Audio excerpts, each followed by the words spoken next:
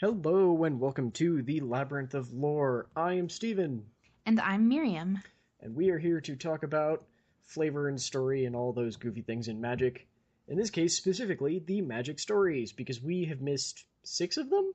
6. Yes. The one that came out yesterday. Yeah, partially because we're recording late this week. So, we are running through Promises Old and New, Liliana's Indignation, Games, the Lunarch Inquisition, Stories and Endings, and I Am Avacyn.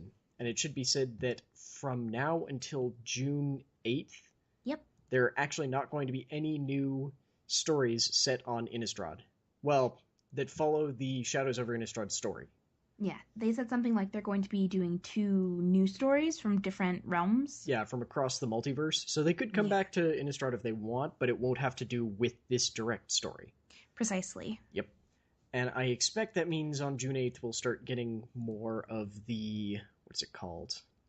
Eldritch Moon story coming to us. Yeah, that's definitely possible. Since I Am Avacyn kind of wraps up the whole story. I mean, we'll explain when we get to it, but it's pretty final. It wraps up the story that we know about and leaves a whole bunch of questions sort of unanswered. But pretty much. So, I will be going through Promises Old and New very quickly. Basic idea is Sorin has come home, he's visited Markov Manor, he knows what's been done to it. Off-screen, he has apparently collected all of the other remaining members of the Markov brood and brought them together, and they're mobilizing for war. And he has come to Olivia Voldaren, the progenitor of the Voldarens, to try and get her to side with him as well.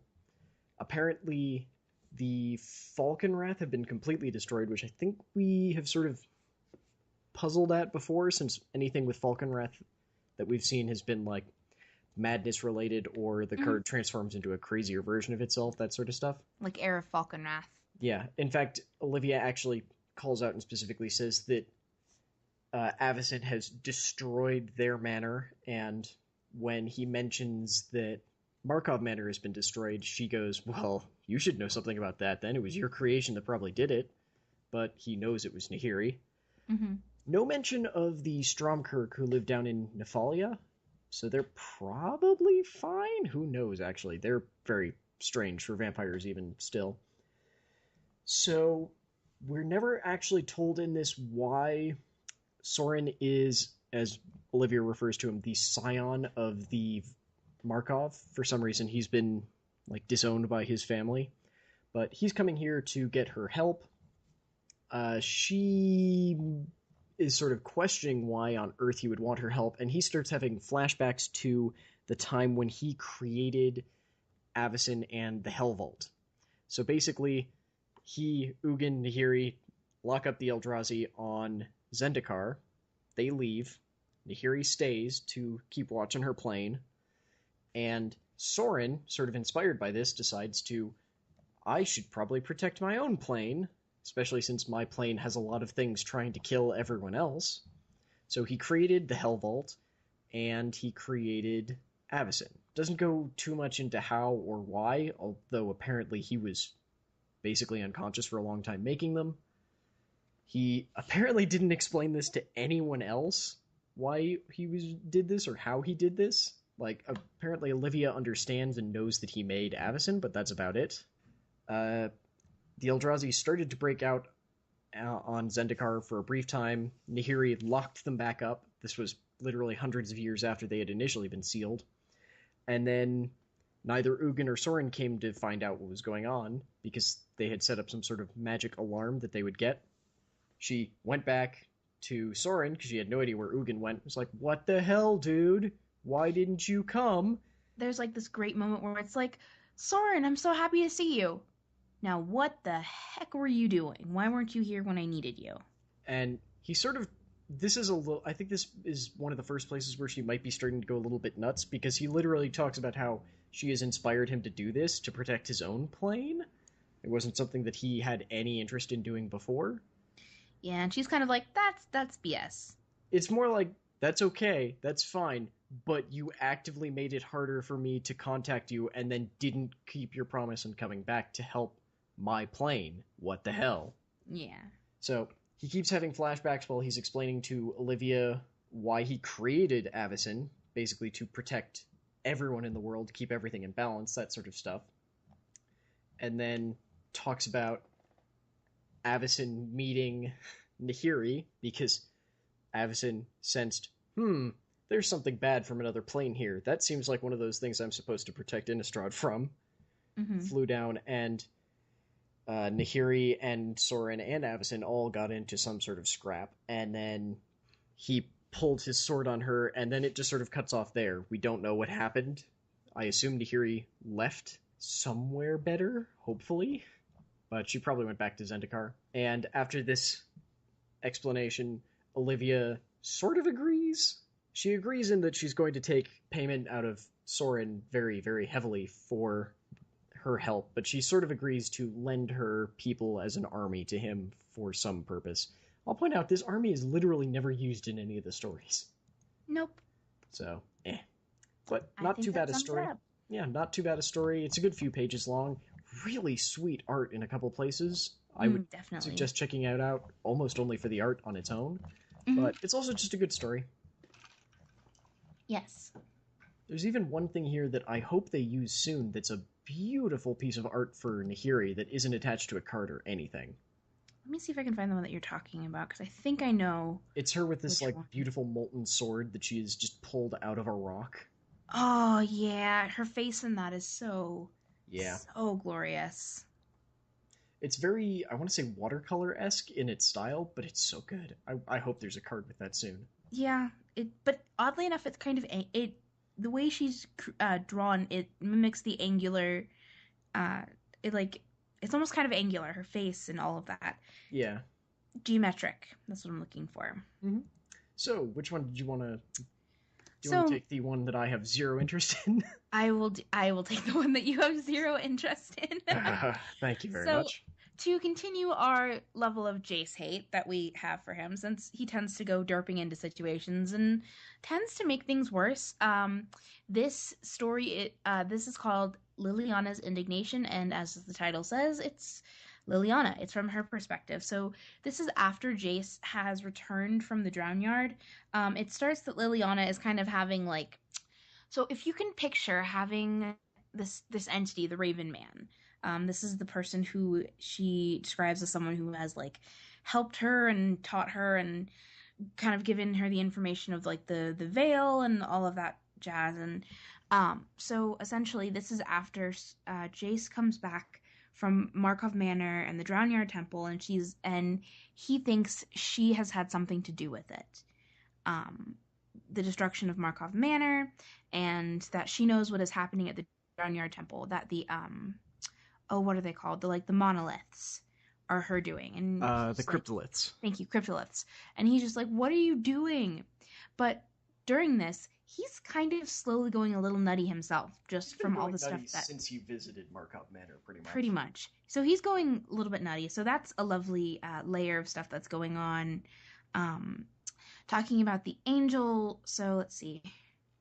He tells her... he starts informing her about what's at the Drownyard Temple, and he's like, what is going on? What's there? And then he finishes explaining what's been going on, because at the end of Drownyard Temple, you don't actually know what it's for. So he describes, the sentence is, it's full of ghosts, he said, souls. And you want to be rid of ghosts, but keep their power for yourself. And there's one thing they know about here, it's ghosts. Because, again, he thinks it's her doing. So let's see, there's that. Literally nothing to do with ghosts, so... Nothing. She has nothing to do with it. Yeah, she deals with bodies, so there's a weird thing. Innistrad is one of the planes where we actually know what happens when people die. Well, sort of. To a lesser extent than we do about, say, Nyx. Not Nyx, Theros. When people die on Innistrad, they sanctify your remains, bury it, and then your spirit is escorted by Flight Alabaster, which is a set of angels commanded by Bruna, who right now is crazy and trying to kill people. Yep.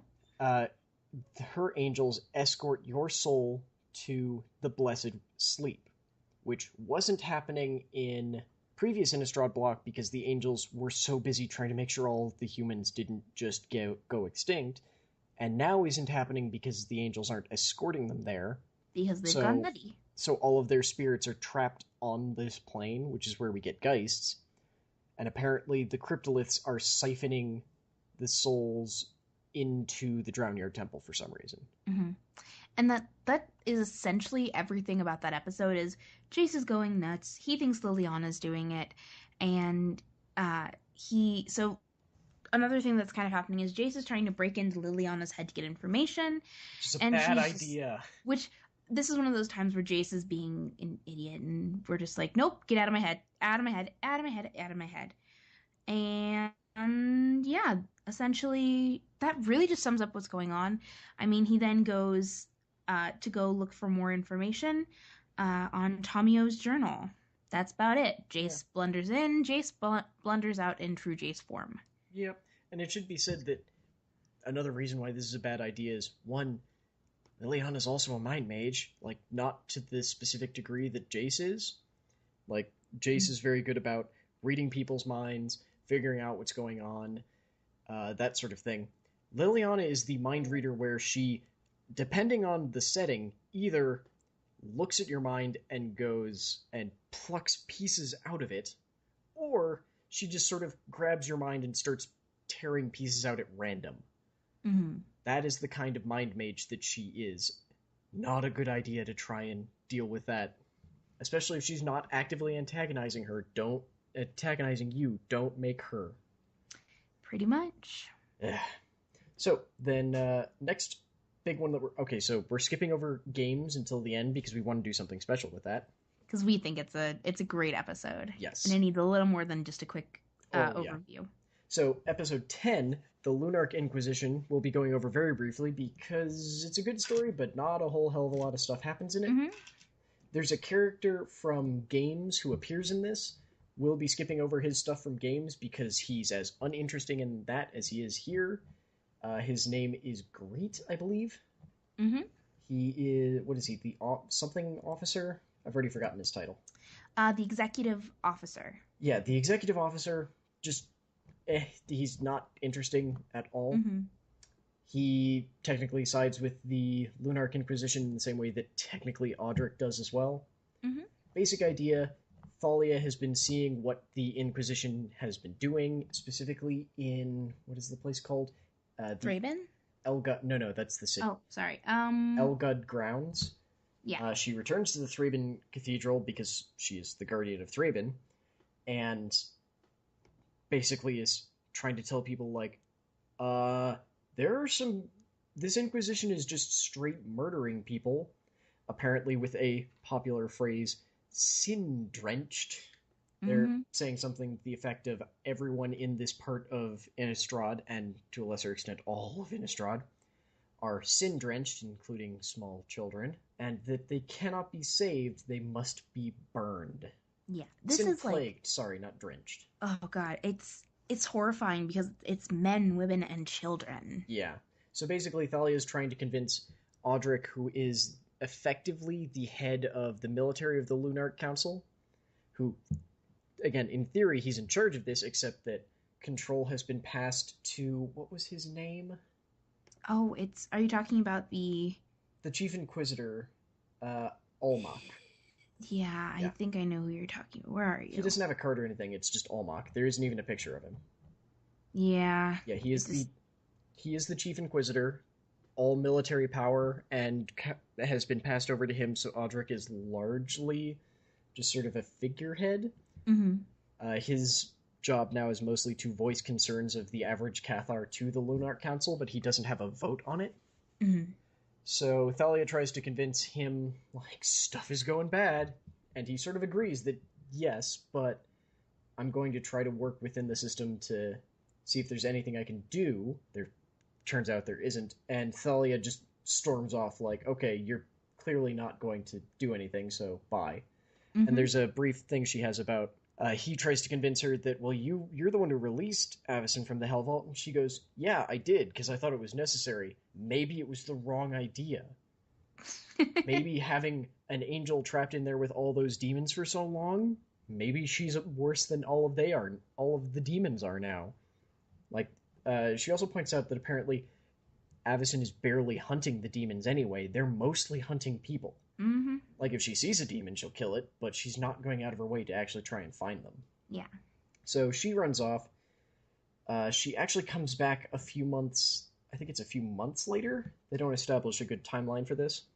Let's see. Weeks Weeks later. later. Yeah. Like, So, it is just yeah, weeks just later. weeks later. So he keeps thinking back on her. Audric keeps thinking back on Thalia's words, listening to every council meeting, and so is just every young man drawled the phrase "sin-plagued," and he heard Thalia's voice on the brink of vulgarity. Every mention of the chief inquisitor made him think of her words. Almach, is completely out of control. So he just keeps listening, like, oh my god, we have actually become the monsters now. Good job, us. And at this final council meeting that he's just like, I don't know if I can handle this anymore, she bursts in to announce that I am Guardian of Thraben. I have a right to speak before this council. Like, we stripped you of that title. You can't do that anymore. It's like, well, too bad. I'm already here, so deal with it. Pretty much. And announces that I have proof that... Sorry. I bring evidence that you have been in communion with the demon Ormondal, Yes. called the Profane Prince, and that you are now the leader of the Skursdag. To Bishop Jaren, who has never been mentioned before, but we haven't heard anything about the Lunarks beyond the fact that they're all a little bit crazy. And we even have a card that specifically calls out the Skursdag as saying, like, yeah, we have members on the Lunark Council. Isn't it awesome? Pretty much. And if you remember from the very beginning, the very first story where it's like, oh, what was her name? It was the woman who tried to raise Ormondal. Oh, first time. It was one of I don't remember her name either. It was Cathar. originally the ex Cathar's wife. Yeah. So that's like, well, here's another example. Yep. So she basically starts telling her story, and they keep going, hey, so where's your actual evidence? So she just keeps telling her story, and then throws a thing on the table that is what is it? It's a letter. It's a letter, but I'm trying to find the actual wording. The dead rider was a messenger of this cathedral carrying this letter. She produced a sheet of parchment from inside her cloak. Dark splatters and smudges of what must have been blood disfigured the page. Read it for yourselves and judge the truth of my accusation. The letter bears the seal and signature of none other than Bishop Jaren, in giving instructions to this witch in the name of the Profane Prince. So, at this point, they both begin to realize that, oh, Jaren's actually corrupted most of the council, so they have the Cathars, who are talking about the sin-plagued people, throw her in the dungeon to be executed later.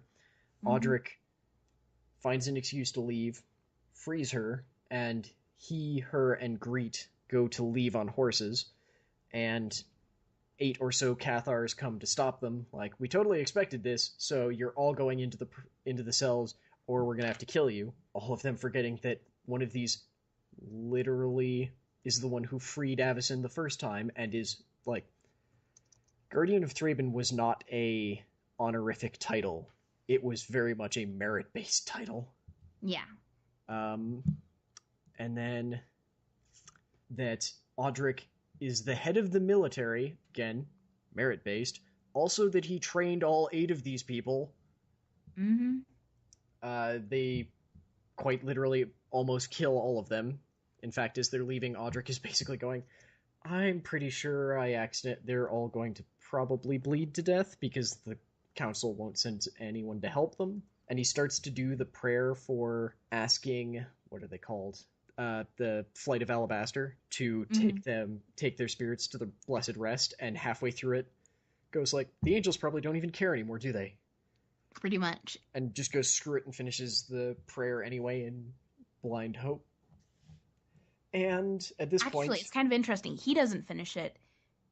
Thalia does. Ooh, yep. I completely missed that. Yeah, so... May the angels of Flight Alabaster guide you. He choked on the words. Did the angels give a damn about human spirits anymore?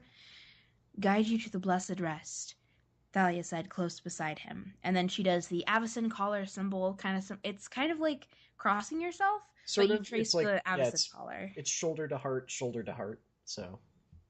That's really cool, though. I like that they're establishing small things like that. Yeah. And then they head off to near Heath Chapel, where they have set up the Order of Saint Traft. And there's a funny thing here where, what is it? Welcome to the Order of Saint Traft, Thalia says, gesturing the chapel around her as if it were a grand palace. Saint Traft, Greet said, you lay claim to a noble pedigree by invoking his name. Demon Slayer, beloved of angels, martyr of the Needle's Eye. You could hardly have chosen a more worthy patron.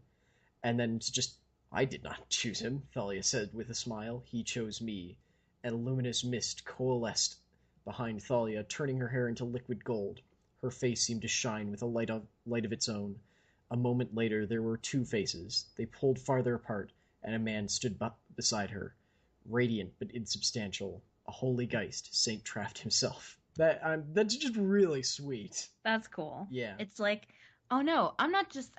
it's kind of almost a Joan of Arc type moment. Like, yeah, I have been chosen. And they do a wonderful thing where they're also showing the art from Invocation of Saint Traft, the thing that basically turns a creature into Geist of Saint Traft minus the hexproof. And in one of these articles, they did one of his cool alternate arts, and I don't remember what article it was. Because his original art wasn't bad, but it was by no means my favorite thing ever. Now, if I could just find this new one, because it looked super good. And I don't know what set it was from. Yeah, I just don't remember what article they included it in. That's going to drive me a little bit. Hang on, I'm looking at it right now. I don't recognize that set. I don't know what that symbol is. What is the card? Geist of Saint Traft. Yeah, and this so is... what hang article? On. I just looked it up online. I found it on Star City Games. Oh, that's a different thing then. Yeah. I'm talking about one of these 6 we're talking about here. Okay. Yeah. Star City is probably reviewing it as a very good card from... what's it called? Past Magic history, because it used to be a standard, very important standard card. God dang it, where is it?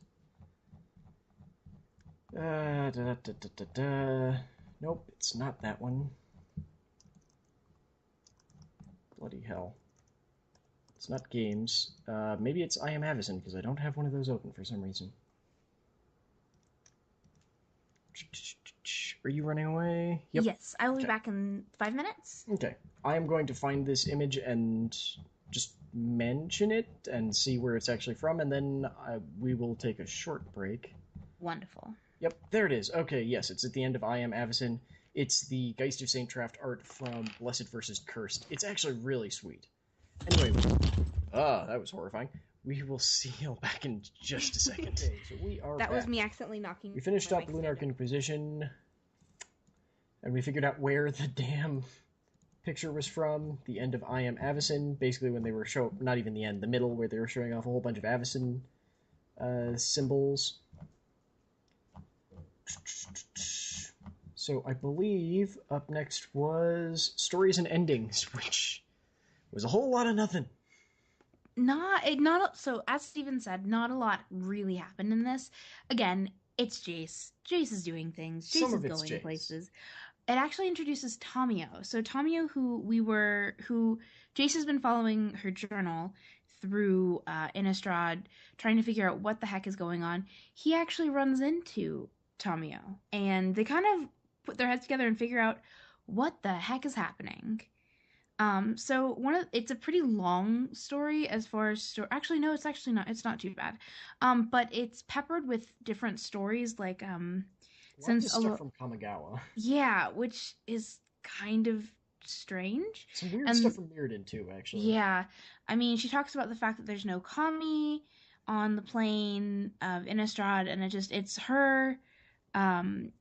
There's stuff about her going and getting the research on Avacyn, and all of that, and it's just not a lot happens. The most important thing, or the biggest thing that happens, is about, I would say, halfway through.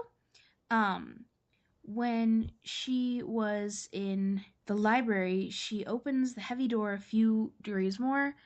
There's a slumping body striking the ground as if suddenly asleep. A librarian, aged, unarmed and unarmored. So literally, she sees Jace. Jace is there in the library, and she's like, oh, okay, so what are you doing here? And he's still going slightly nutty. So, as I said, not a lot is happening. They're trying to compare notes, figuring out who is doing the cryptolyth stuff, figuring out what's going on with Avacyn, all of that, and that's pretty much it. Basically, seems like no one still knows that Nahiri's doing this except for Sorin and now Olivia. Yeah. But they have like come to the same terms about Avacyn's being craziness. Mm-hmm. And I believe this is basically where they meet up for I Am Avacyn, which frankly starts completely in medias res. Yep. So basically, they're in the cathedral. They go to her cathedral, or excuse me, they are in her cathedral. And after they're like, "Oh, what is going on here? Who are you? What's going on?" They come back to reality and realize what the heck is going on. And Avacyn has just broken through the window. This is the art we really love. Well, Avacyn's judgment. So, hang on. Okay. First of all, they were in a completely separate place and basically went to a specific... There are many, many cathedrals all across Innistrad, and they're all dedicated to Avacyn. They went to the Thraben Cathedral, which is basically this church's version of the Vatican. The biggest one. It is the church in the center of the capital of Thraben, where the Lunarch Council was. I don't know where they've gone, because they're provably not here now. The two of them went to Thraben Cathedral because that's the most obvious roost for Avacyn. She attacked them, and they were not doing well. Most of it is actually written from the point of view of Avacyn. Mm-hmm. Because we're starting to see that she's really gone nutty. Like, pretty as much. as Jace is speaking, she sees worms spilling from his mouth. She hears all the right words, but the tone is wrong. It's not what it sounds like. The words crawl away into the shadows like centipedes. Apparently, Tamio's eyes look like soulless black pits. She has a bizarre discussion with Sorin before she realizes who he is and that he created her. At one point, she finally manages to stab him and says something about his mouth looking like a leech's circular mouth. Mm-hmm. For a brief second, he looks normal to her again, and then it's back to she stabs him and she sees like lampreys instead of blood and some sort of bizarre creature thing instead of a heart. Pretty sure he doesn't bleed lampreys, so that's probably her being loony. Yeah. Basically, he keeps trying to convince her to go into the basement where he made her, the vault of the Archangel, and Tamio is convinced, like, don't kill her. Jace is being unhelpful and just shouting something pretty much the same. And ultimately, she just refuses to do anything. And it's just like, she mentioned something about, you're just going to make another Helvault and imprison me? And she's like, nope, I could only do that once. Just like I can't make another one of you anymore. And it's like, well, if I can't be destroyed, then you have to create something to hold me. It's like, but I made you. I can destroy you. Much as I don't want to. It's very much like I brought you into this world and I can take you back out again. Even though he really doesn't want to. Yep. Doesn't even look at her as he tears her apart. Mm-hmm. Turns her into a literal pile of ash, which the Tamio and Jace come over, check the pile, and go, what did you do? It's like, she was literally about to kill both of you. Can you stop being twits about this? This is what we get for both blue planeswalkers getting together. Pretty much. It's like, yes, the plane has lost... Jace nods, the people of this world have lost a protector, and Tamio just like, the plane has lost its protector. Pretty much. Yep.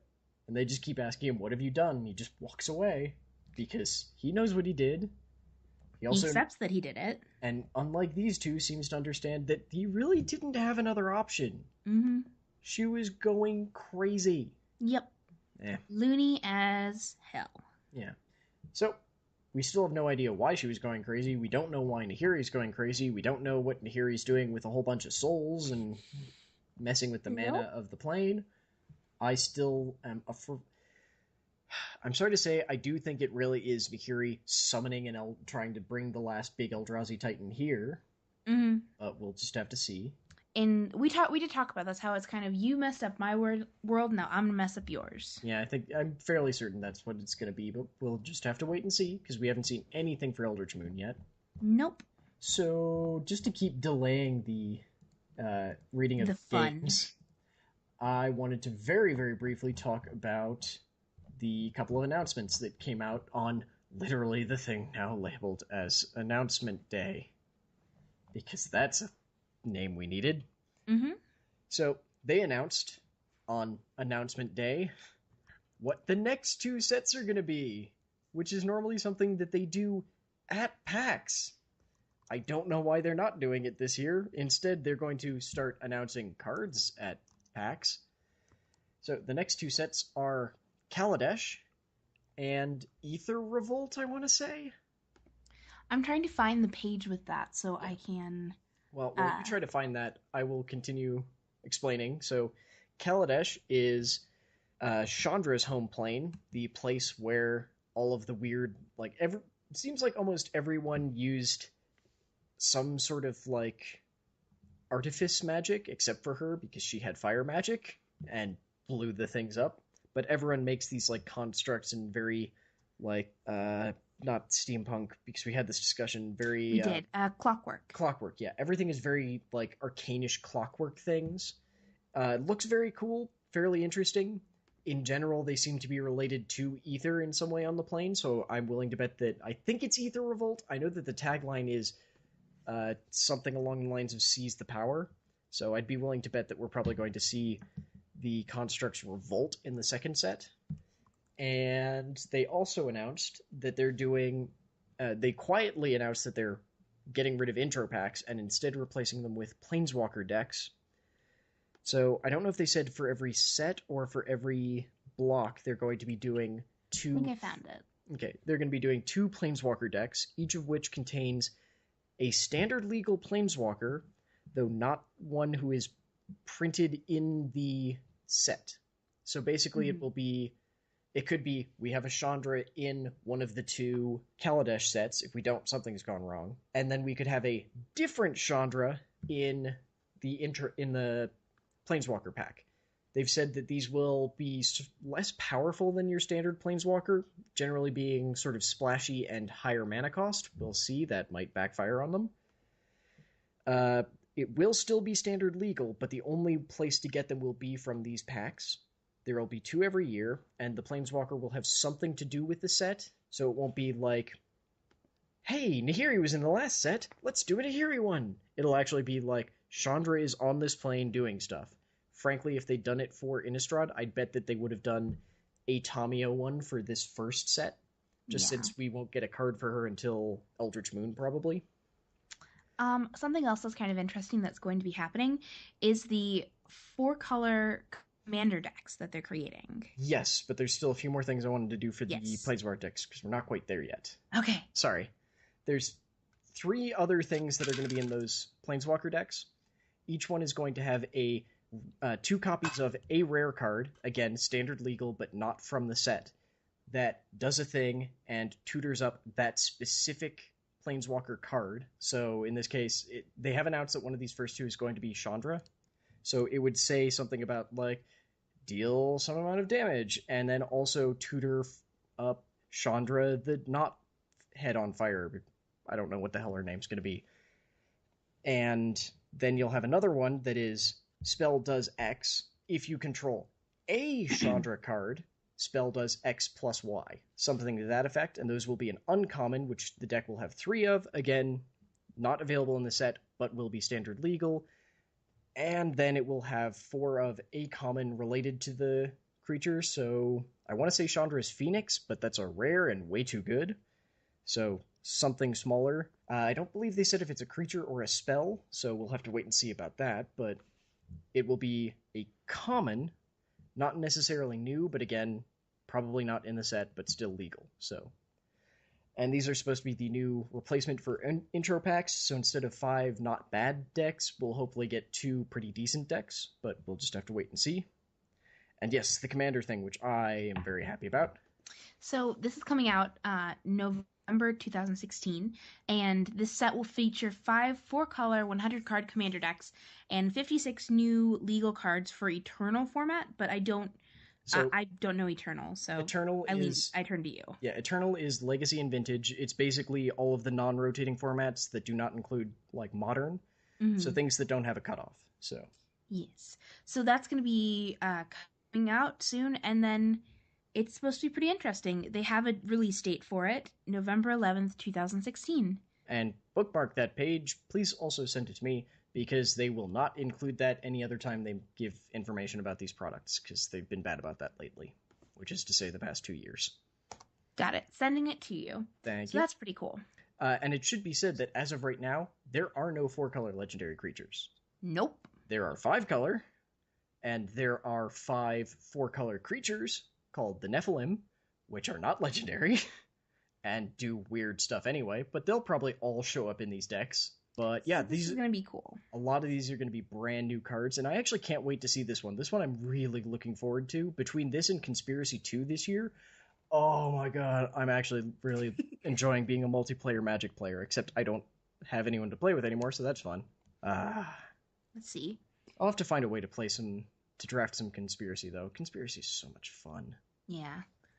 Conspiracy Take the Crown. Yep. What is this Magic? I'm checking that out right now, because that looks kind of interesting. Well, so basically, no. We've talked about it before. Have we? Yes, we have. Remember to look it up? Yes, yeah. I do remember. Keep reading it later, and let's do our stories so that you have to go back to work, and I have homework to do. So, yay. Yay. All right. We are going to be bouncing back and forth between Geralf and Gisa. We're skipping over Greet because no one likes Greet. And I think we are going to do... There's only one line here that is Ludwig. We'll see who wants to do that one. Sounds good. We are going to be reading this story all the way through. Just fair warning to you. We thought that this one was really fun, and it lends well to having 2 hosts reading it. Yep. So, during the time of Avacyn's disappearance, 2 crazed and sinister siblings unleashed their greatest achievement. The necromancer Gisa raised a horde of undead ghouls, and her brother Geralf, an expert Skaven, created an... sorry, that's a thing from Warhammer.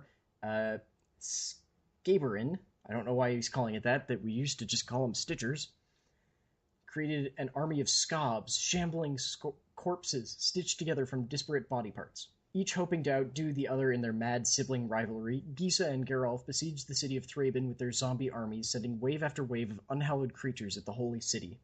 Scores of civilians and Cathars fell in Thraben's defense, and at the head of the Church of Avacyn, Lunarch Micaeus was killed in the assault before Thalia. Thalia,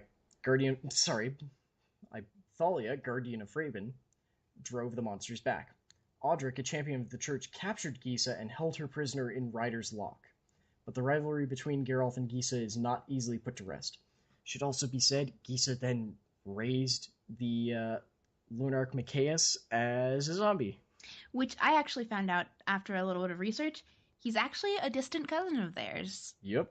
Which is awful. Yeah, became Micaeus the Unhallowed, which is a remarkably good card. So, Ludwig of Ulm, I hope this letter reaches you safely. Scobs make better bodyguards than couriers, after all. I believe the last time we saw each other was years ago at one of my parents' parties. I have so many boring memories of being forced to joylessly play the harpsichord for adults while my awful sisters sang to impress the guests. How many dinners did I spend wishing I was seated with the greatest mages of our time, rather than atop a creaky child-sized music bench? You always held such high renown in my mother's social circle, and your talents and notoriety made you the teacher I always craved as a child. That was so many years ago, and I have grown into a well-admired and popular stitcher in the years since. I'm now quite famous. And you have no doubt heard of my brave and mostly successful invasion of Thraben. I was able to evade capture thanks to my quick thinking and small stature, and have returned to my laboratory Return to my laboratory in what is left of Trostad. Upon my return, I have begun a new endeavor to expand my knowledge and skill. As a practitioner of the art of alchemy, I was hoping you would be able to provide some much-needed insight as I delve deeper into the art of necromantic fabrication than anyone has before. Would it trouble you to pass any alchemical texts you believe would help further my studies? I am in need of a mentor, and I cannot think of anyone who would be a better suited to assist me for the sake of invention and innovation. What is your preferred method of avoiding decay or further necrosis of body once revived? Would the addition of a second liver assist the toxin control in the metabolic system? What is your preferred method of animation via elemental transfusion?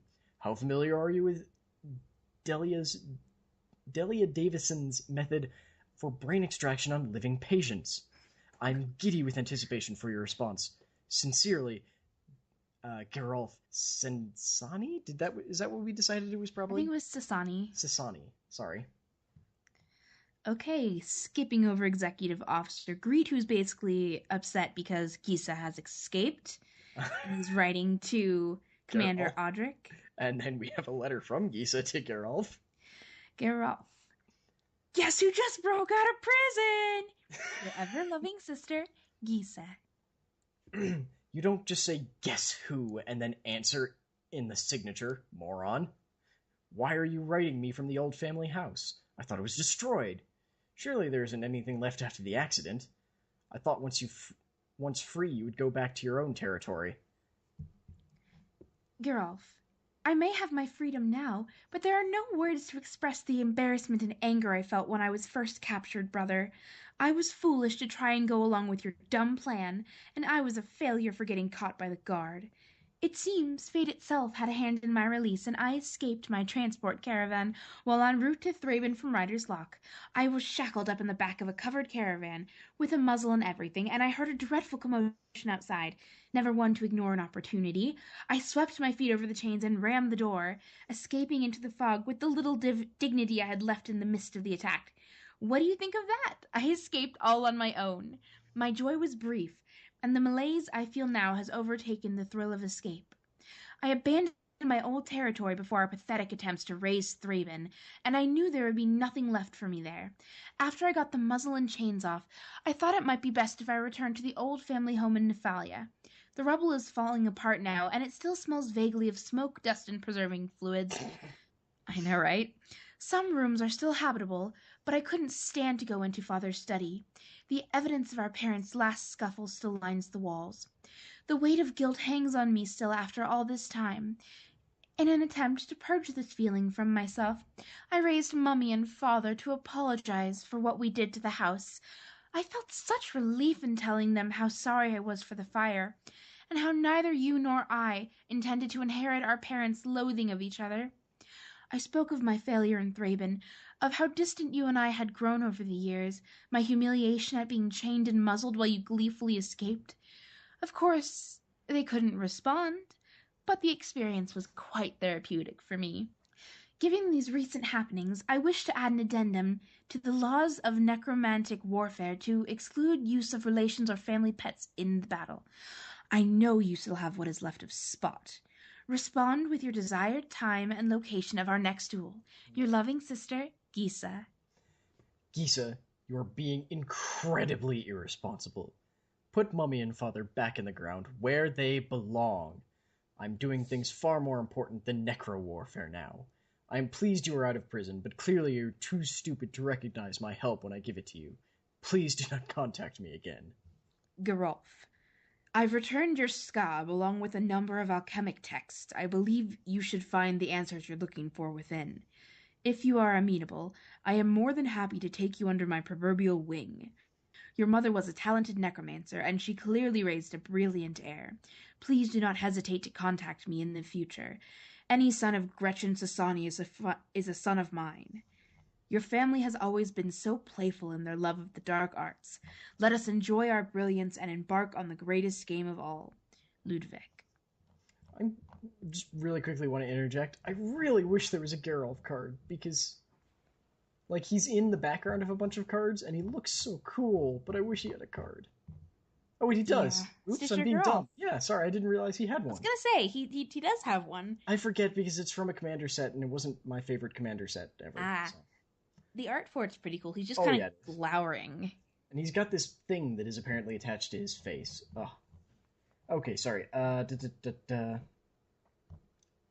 was from Ludwig. So, to Ludwig, thank you for your response. I look forward to poring through the annotated text you sent over. But please, let us not be flippant when talking about our craft. I am absolutely sick of games. Dear Cable Knit Jerky, irresponsible? Don't you bark at me like a child. I am one of the most talented ghoul callers of our time.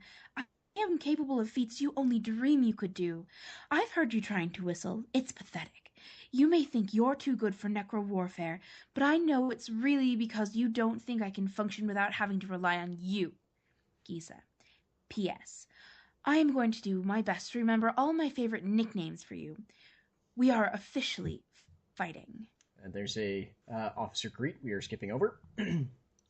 Oh, Lord, this one's yours, too. No, wait, sorry. This one's mine. Nope. Oh, no, yeah. These next couple are you. God. Yep.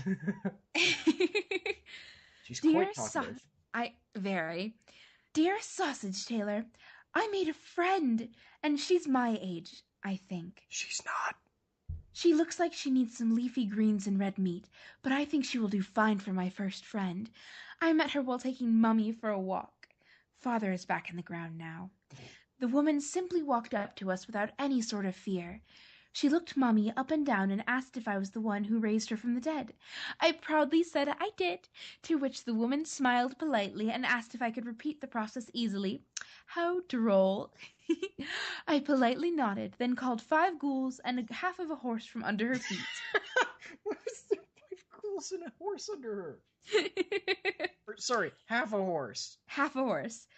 As soon as they were out of the ground, the woman unsheathed a tremendous sword and severed each of my ghouls on the spot. She smiled from ear to ear. I knew at once that we were destined to be the best of friends. The woman introduced herself as Nahiri, and she is clever and quite interested in my work. I showed her how to whistle just the right way to make the dead do as they're told. Nahiri was very amused by my talent and said she probably wouldn't be very good at it, but seemed very interested in seeing the extent of my abilities. I've been calling again, and it feels ever so wonderful. So there you have it. Go back to your backstitching and needlepoint. I have a new companion, and I don't need you at all. Gisa. There's another one by her. Dear Meat Embroiderer, why aren't you answering my letters? It's because you have a girlfriend, isn't it? Gisa. Oh, sorry, I guess it wasn't Gisa who raised. Gisa, please do not bring that up. Lili was never my girlfriend. She took Macias's body back in Thraben and absconded. I never saw her again after our brief acquaintance. She is terrible, and I hate her. I also hate you. Stop calling me by your old, awful nicknames, and thank me for helping you escape already. Here's a foot covered in gout. It reminds me of you personally. Geralt. And then there's another one from Commander Odric. There's one it's from Commander like, Odric. Hey, there's cryptolyths here. Pretty much. So this is my favorite of her nicknames. Dear Squishy Quilter. Nahiri has left me for a bit. My work continues. Isn't that wonderful? I'm a working woman now. When I pause to reflect on my current situation, I couldn't be luckier to have found this new friend. Without Nahiri, I would be ruined. I sold my old property by the old necro warfare grounds, and all former resources I had have been poured into my new career. My new friend asks for an army of builders, and I have raised her one. She was quite mum about what the zombies were for, but when I asked if they were to build a monument of stone to celebrate our talents, she raised her eyebrows and nodded with great enthusiasm. Hear that? We're making a monument to our greatness. Nahiri is magnificently supportive. She adores my ghouls, and I think if I do good enough, she'll even build me a weapon to eviscerate you with. I've seen her work. She's very good with rocks. I have no clue what you mean by thank you for helping me escape, but I'm certain it is just you trying to get inside my brain. As per usual, your silly tricks won't work on me, Gisa. Gisa, this has gone far enough. I don't want to play anymore. I'm nearly finished with my greatest creation, and all I want is for you to let this go. I was the one who sent the Scobs to free you from the prison caravan. I went through the trouble of building an attack force to overtake your captors. Not once have you thanked me for your release. Who else in this bloody hellhole of a parish has the capability of raising dozens of Scobs? Did you think you were lucky enough to just happen across the very creatures I've made my name creating? Your ignorance is insulting, and your incessance on clinging to our childish past is pathetic. Grow up as I have, dear sister. I just want to help you. And then this is another one. This is a Commander Audrek. This is Officer Greet to Commander Audrek, where they're like, Mrs. So this one, Miss Sakani has basically saying Gisa has done some bad stuff. Gisa's pissed. Yeah. Geralf, you are an arrogant, hubristic, feculent bastard. How dare you naively assume I could not free myself? I am an idiot for not seeing the truth sooner and recognizing those scabs for what they were. Keep your presumptuous morality to your own damn self. I have never needed your help, and I will never be dependent on you for rescue. My name will forever belong in the history books of our land. Tales of the mightiness of me and Nahiri will last as long as our monument stands tall and firm in the sea. Our physical legacy will stand forever unchallenged, and our glory will transform all of Innistrad. All that, of course, will happen in the fullness of time. As you can see, I chose a very special career for this letter. I hope you don't mind I sent Mummy to deliver it to you. You always took her side in things after all. I've given the creature instructions to assist you in whatever task you ask of her. Every task other than leaving. Do you like how it feels when I help you? Don't you feel thankful for me stepping in and assuming you cannot do things on your own? I have greater things to do with my time than continue to entertain you. Look your mother in the eye and think of me. If you treat your own sister like a toddler who can't stand on her own feet, I will send you the one person who will remind you that you are a child. May you find pity in the embrace of whatever is left of your mother's arms. Gisa. And I think you can now understand why we wanted to do a reading for that. Definitely. Geralf and Gisa are wonderful characters and just goofy. They really are, and I mean, both of us grew up with siblings, so... Oh, yeah. Oh, God. The rivalry. And to be fair, I can totally understand Gisa calling her brother by all the names of their childhood just to annoy him, as I have done that to my own siblings. And I like that all of them are still just basically about stitching. Just stitching with meat, like cable knit jerky. Yep. Sausage tailor. Meat embroiderer. I think one that I would love quilter. Is like meat puppeteer is another fun one. I feel like that is a little bit too neat for this argument. Meat puppeteer? Yeah. It just feels too neat for what these two are doing. It was pretty funny. Yep. But I think with that, we've gone over basically all the topics we wanted to do today in one of our fastest episodes ever, I think. I'm quite impressed with us. We were talking about keeping this one short just because the last episodes we've recorded have been really long. They are, and you have to get back to work, and I have to do more work from home, so... Yes. Yeah. So, let's run down contact information real quick. So you can contact both of us at info@nian.net, that's NIIAN, and you can actually find all of the things we do at nian.net. I mean, obviously we're also on MTGcast with all of the audio stuff we do. Mm-hmm. I run a YouTube channel with videos basically every day but Sunday. Although that might change because I'm having to record a whole bunch of them because I forgot that there was some extra stuff I had to do before getting to play the Fallout DLC. So instead of needing to do like an episode and a half before starting my stream, I have to do like 4. Ooh, that's a lot. Well, it's more of just like, well, I guess I have a bunch of extra content since I still haven't played the frickin' DLC yet. You were so excited about that. I am, and I'm trying to get to that point so I can start streaming it. It's entirely possible this will still go up before I get to stream. We'll see, because I have a dinner I have to go to, well, not have to, a dinner that I am taking Haley to tonight, so we'll see. Fun stuff. Yeah, but that YouTube channel is Lair of Lore. It's where we got our name for everything else that we do. Mm-hmm. Links to that and our Patreon, also Lair of Lore, are all in the description, as well as our RSS feed. If you don't want to get all of our stuff from MTGcast, you can get our direct RSS feed. My Tumblr, the links to my Tumblr are down below in the information panel, and if you have been listening and keeping up with us, you'll see that I've started my film casts, where I talk about different classic sci-fi films. The last episode that I just released was about the first Matrix film. Look forward to the second one, and I think that's everything for me project-wise. Yep, and that is part of our off-topic casts, so it's entirely possible that there will be more things under that same branding. Mm-hmm. It's basically anything that is not magic related will show up under there. If you like what we are doing in any way, please feel free to come support us on Patreon. Also, again, patreon.com/layeroflore. So, for any amount of money, you'll get access to our Derpy Puppy feed, which is videos and pictures of my dogs being spastic little goofballs, because that's what they are. Mm-hmm. For just a little bit more than that, you can get access to everything that we post 24 to 48 hours early. And we can also get our extra bits, which is all the stuff before and after podcasts, where we are uncensored and silly and goofy. And we pretty much talk about everything. Pretty much. There's some sort of unofficial rule where we have to review the last Sunday's Oglaf comic. Yes. I don't know why. That's just a thing we do now. It's a thing we do. If you've never heard of Oglaf, you should go check it out. It's wonderful, and yeah, it's just wonderful. It's a pretty funny comic.